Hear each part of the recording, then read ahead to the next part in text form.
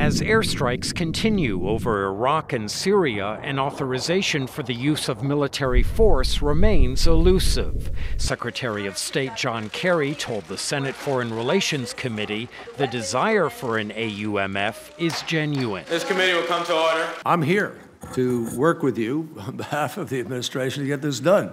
And the president has said all along he wants an AUMF. That prompted a curt response from committee chairman Robert Menendez. Well, you know, there's a famous movie that says, "Show me the money." I'd say, "Show me the language." Menendez has proposed an authorization lasting 3 years that rules out U.S. ground troops in combat operations. Americans will not be supportive of an authorization of an endless war. They do not want us to occupy Iraq for decades. In my view, deployment of ground troops at this time would be Groundhog Day in Iraq all over again. Secretary Kerry praised the Menendez draft but urged greater flexibility for President Obama. He noted the president has ruled out U.S. ground combat operations, but added, "It doesn't mean that we should preemptively bind the hands of the commander-in-chief or our commanders in the field in responding to scenarios and contingencies that are impossible to foresee."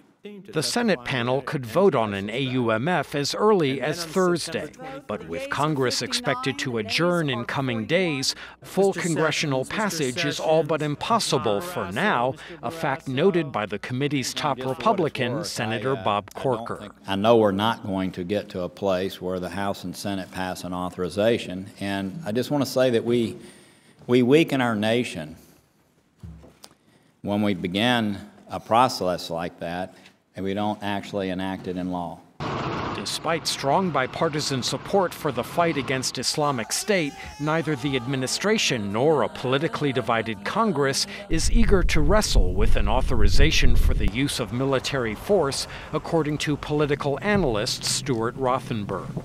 I think this is a classic example of a hot potato that nobody wants to even address.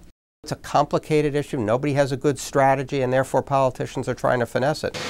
The current air campaign is being waged under authorizations passed by Congress after the 2001 terrorist attacks to combat al-Qaeda and its affiliates. Secretary Kerry says Islamic State is an offshoot of al-Qaeda, so the existing AUMF is sufficient, but that an updated authorization would be beneficial.